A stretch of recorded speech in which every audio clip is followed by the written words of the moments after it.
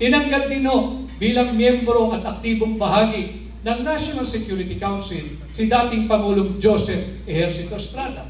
Tinanggal din si Pangulong Gloria Macapagal Arroyo. Tinanggal din si Rodrigo Roa Duterte bilang miyembro ng National Security Council.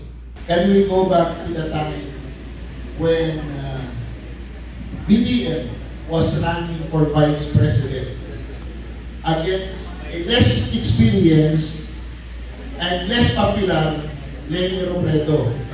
Remember that Marcos at that time was already a former governor, a former senator, a son of a president, and very popular.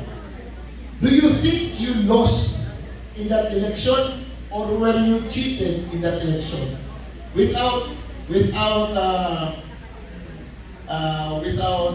violating the privilege of? No. I think let me just catch you politely and respectfully.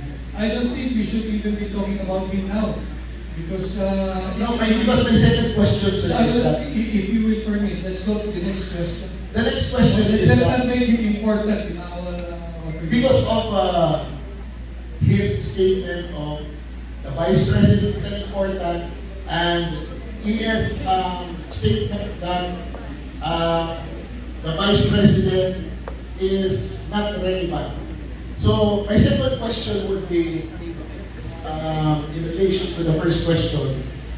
Is it not that it was in fact the Dutertes who carried him to victory in the presidential elections, which was lacking in his vice presidential bid? Yung unity, yung pagsali ni Vice President Inday Sara bilang kanyang running mate, that sealed, that ensured his victory. Sigurado yun, maliwanag yun, malinaw pa sa pagsikat ng araw. So hindi dahil kay Vice President Inday Sara Duterte, hindi kaya garansyahan ang kanyang malinaw pa. Now, yung salita na kaya tinanggal si Vice President Inday Sara Duterte sa bilang miyembro ng National Security Council because she is insignificant, that is a big fat lie. That is a big fat lie. Bakit tungkol sa pagtanggal kay Inday Sara meron silang paliwanag? Iniinsulto lang nila si Vice President Inday Sara para tawagin siya insignificant. Bakit wala silang paliwanag kung bakit nila tinanggal ang mga dating naging Pangulo bilang miyembro ng National Security Council? At ito ay patuloy na pagyuyurang sa katauhan, hindi lamang ni Vice President Inday Sara, kundi ni Pangulong Duterte. At ng taong bayan! At ng taong bayan sapagkat inalapastangan nila ang sagradong mandato ng 32 million Filipinos. Yes! At gusto nilang palitan ng ating Vice President dahil naman sa udyok ng iilang elitistang congressmen. Yan ang katotohanan. Nabanggit kanina may pinirma ang Executive Order 81, number 81, series of 2024.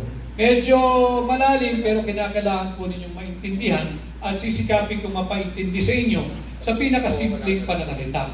Yung Executive Order 81 series of 2024, ito po yung pagre-reorganisa o yung reorganization of the National Security Council. Ang highlight po nun, tinanggal yung Vice President bilang aktibong miyembro at bahagi ng National Security Council. Dahil ang Vice President ay may apelyidong Duterte. At ang sabi ng Malacanang, hindi raw po importante, hindi relevant ang papel ng Vice President ngayon, kaya siya'y tinanggal at hindi sinali sa National Security Council. Bakit hindi nila pinapaliwanag? Bakit kinakailangan tanggalin bilang miyembro yung mga dati ng Pangulo sa National Security Council? Tinanggal din bilang miyembro at aktibong bahagi ng National Security Council si dating Pangulong Joseph Ejercito Estrada. Tinanggal din si Pangulong Gloria Macapagal Arroyo. Tinanggal din si Rodrigo Roa Duterte bilang miyembro ng National Security Council. Wala nang transparency. Ang usap-usapan kagabi nung yan ay lumabas istorya, ito ba ay nagbabadyang martial law? Sapagkat tinanggal na yung mga tao na maaasahan sana nating ibalita sa sambayan ng Pilipino yung totoong estado ng ating seguridad. Sapagkat kung wala nang magsasabi ng totoo, pwede silang gumawa ng isang kwento na mayroong panganib na sa ating seguridad, whether external or internal threat. Bakit mo kinakailangan tanggalin ang mga dati nang naging Pangulo? Mayroong wisdom yan. Mayroong discernment ang mga yan. May lamig ng ulo yan, kalmado yan, at makakapagbigay ng tama na advice sa kung sino man ang Pangulo. Dito makikita mo, kaduda-duda, yung ginawang reorganization. Ito ba ay nagbabadyang martial law? O ito ba ay nagbabadyang na malapit na tayong tumungo doon sa pinangangambahan na lahat na magkaroon ng isang armadong sigalot o hidwaan laban sa ating kapitbahay na China? Bunsod sa pag-uudyok ng ating alyadong Amerikano. Importanteng malaman natin ito. Dahil pag nagkaroon, whether ng martial law o ng gera laban sa China, apektado ang buhay ng bawat isang Pilipino. At hindi nararapat tinanggal ang Vice President o yung mga dati nang naging Pangulo. Paano pa natin malalaman yung tunay na estado at kalagayan ng ating bansa? Kung sila-sila na lamang ang mag-uusap, ang magdedesisyon at maghuhulma kung ano ang direksyon ng ating bansa sa mga darating na araw, linggo, buwan, taon at panahon. Kinakailangan alam niyo ito.